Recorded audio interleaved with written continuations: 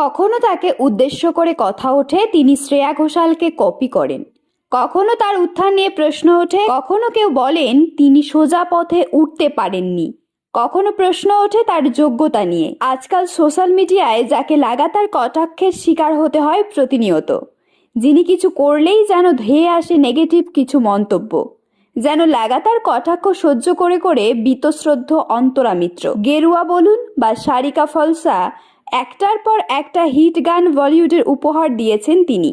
সেই গায়িকা অন্তরা মিত্রকে বর্তমানে সারেগামাপাতে দেখা যাচ্ছে। সেখানে কোনো প্রতিযোগীর ভুল ধরালে বা কোনো মন্তব্য করলেই তাকে কটাক্ষ শুনতে হয়। নেটিজেনদের যেন অভ্যাসে পরিণত হয়েছে অন্তরা মিত্রকে কটাক্ষ করা। সোশ্যাল মিডিয়ার লাগাতার আক্রমণ, ট্রোল, কটাক্ষ নিয়ে এবার মুখ খুললেন তিনি। সম্প্রতি অরিজিৎ চক্রবর্তীর একটি পডকাস্ট শোতে হাজির হয়েছিলেন অন্তরা মিত্র। সেখানেই তিনি জানিয়েছেন, সোশ্যাল মিডিয়ায় আকছাড় তাকে যে কুরুচিপূর্ণ ভাষায় আক্রমণ করা হয় সেটা তিনি কিভাবে হ্যান্ডেল করেন, বা সেই খারাপ মন্তব্যগুলো কি প্রভাব ফেলে তার উপর। এই বিষয়ে কথা বলতে গিয়ে অন্তরা বলেন, আজকাল সঙ্গীতের সমালোচনা তো করে না কেউ, কনস্ট্রাকটিভ আলোচনা খুব কম মানুষ করে।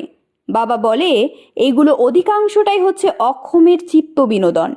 যে তার থেকে একটু সক্ষম তাকে গালিগালাজ করে সেই বিনোদন পেতে চায়। তাহলে এবার অনেকেই বলতে পারেন যে আমাদের শ্রোতাদের কি অধিকার নেই আপনাদের গান ভালো লাগছে বা খারাপ লাগছে সেটা বলার? হ্যাঁ, আছে, নিশ্চয়ই আছে। আমার যেমন মঞ্চে উঠে দর্শকদের উদ্দেশ্যে কথা বলার একটা ধরন আছে, আমি যদি আজ মঞ্চ থেকে দর্শকদের তুই তুকারি করি সেটা কি ভালো লাগবে? সেটা যেমন আপনারা শ্রোতা দর্শক হিসেবে নিতে পারবেন না, ঠিক তেমনি কোনো শিল্পীর সঙ্গে যদি খুব অমার্জিতভাবে কথা বলা হয় তাহলে কেন এটা ধরে নেওয়া হয় যে সেই শিল্পী সেটা নিতে পারবে?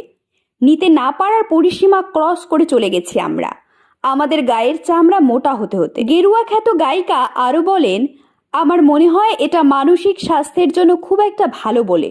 এই নেতিবাচক কথাগুলো পড়তে পড়তে একটা সময় কান্না পায়, খারাপ লাগে, তারপর উদাসীন হতে শুরু করে। আর সেই উদাসীনতা যদি সোশ্যাল মিডিয়া থেকে গড়িয়ে ব্যক্তিগত জীবনে এসে যায় তাহলে ভাবো সেটা কতটা খারাপ হতে পারে। এই কালচারটা বন্ধ হওয়া উচিত বা কমা উচিত। এরকম তথ্যমূলক ও অনুপ্রেরণামূলক ভিডিও পেতে আপনারা ফলো করবেন আমাদের একমাত্র ফেসবুক পেজ দ্য বংস প্রেস এবং সাবস্ক্রাইব করবেন ইউটিউব চ্যানেল দ্য বংস প্রেস।